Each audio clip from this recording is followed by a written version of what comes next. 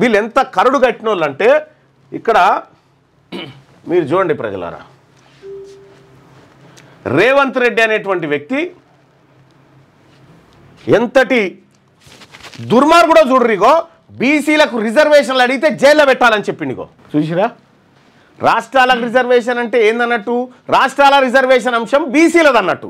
ఈ బీసీలకు రిజర్వేషన్ ఇవ్వడం అడిగితే జైల్లో పెట్టాలని చెప్తా ఉన్నాడు రేవంత్ రెడ్డి. బీసీలు రిజర్వేషన్ అడిగితే జైల్లో పెట్టాలని చెప్తా ఉన్నాడు అన్న. మరి ఈ రాష్ట్రమే కదా ఈ రిజర్వేషన్ అంశం మీద తెర మీద తెచ్చి జీవో విడుదల చేసింది నువ్వే కదా, మరి దీనికి ఏంది సమాధానం?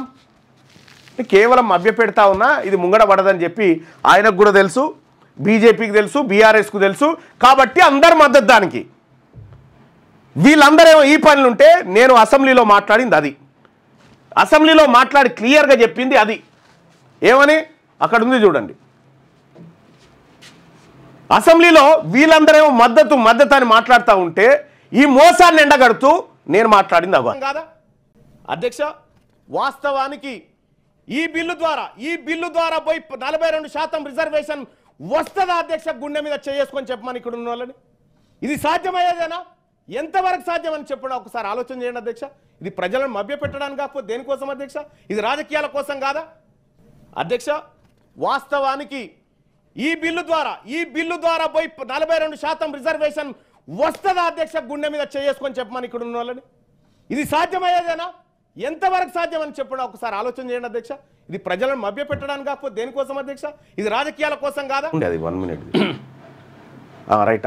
అది అయితే అదే బిట్టు కరెక్టే. కానీ ఆ రోజు అసెంబ్లీలో నేను మాట్లాడింది అది క్లియర్గా అర్థమైంది కదా ఎవరు ఏ ఆలోచనతో ఉన్నారనేది.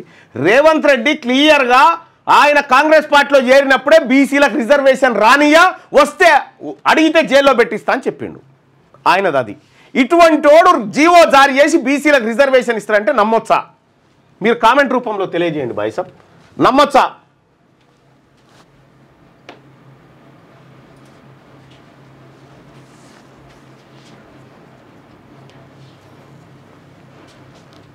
కానీ గుర్తుపెట్టుకోరు, ఏదో ఒక రోజు ఈ బీసీలు ఈ 3 ఏళ్ల తర్వాత ఖచ్చితంగా అధికారంలోకి వస్తారు.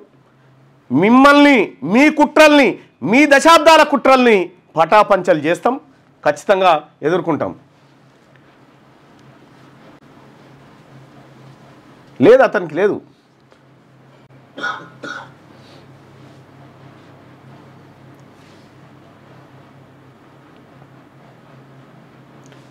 నలభై 42% జీవో ఇవ్వడానికి కాదాయన.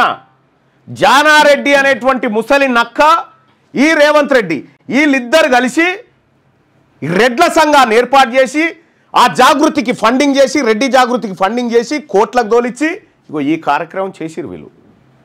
రేవంత్ రెడ్డి గారు మీరు బేషరతుగా రాజీనామా చేయాలి. బీసీలను మోసం చేసినందుకు రాజీనామా చేయాలి రేవంత్ రెడ్డి. నా డిమాండ్ అది. మీరేమంటారు చెప్పండి.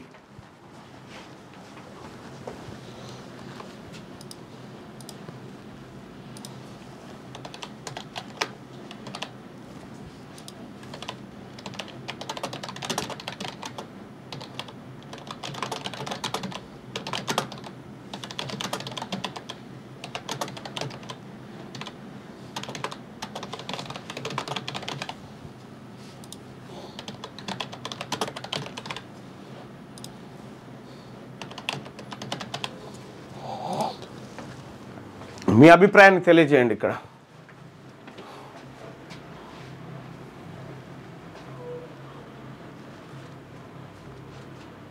ఇంత క్లియర్గా ఉన్నాడు రేవంత్ రెడ్డి, అడిగితే జైల్లో పెట్టాలని. బీసీలను మోసం చేసిన రేవంత్ రెడ్డి సీఎం పదవికి రాజీనామా చేయాలి. తీన్మార్మల్ అన్న డిమాండ్. రాజీనామా చేయాలా వద్దా? చేయాలి. రాజీనామా చేయాలనుకునే వాళ్ళు పైన, చేయవద్దు అనుకునే వాళ్ళు కింద. మిమ్మల్ని ఊర్ల పొంటి తిరగనిస్తే చూడుర్రి,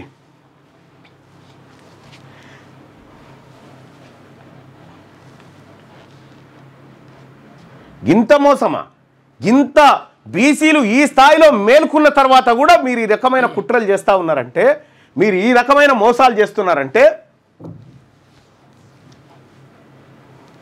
రైట్.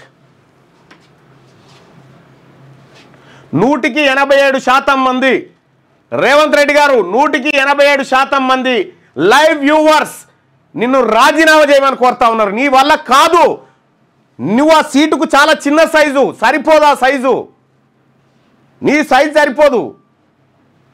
రేవంత్ రెడ్డి రాజీనామా చేయాలి. బీసీలను మోసం చేసిన రేవంత్ రెడ్డి రాజీనామా చేయాలి.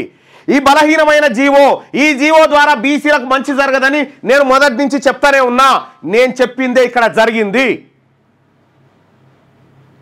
నేను ఏదైతే చెప్పినో ఇన్నే జరిగింది. మీ వ్యాపారం అభివృద్ధి కావాలని కోరుకుంటున్నారా? అయితే వెంటనే క్యూనస్ ని సంప్రదించండి. Schools, colleges, banks, shops, office promotions, land promotions, political promotions, restaurant promotions, hospital promotions, పుట్టినరోజు వేడుకలు, శుభకార్యాలు, వ్యాపారాలు ఏవైనా, సందర్భం ఏదైనా ఇప్పుడే క్యూనస్ ద్వారా తెలియజేయండి. మీ వ్యాపారాన్ని అభివృద్ధి చేసుకోండి.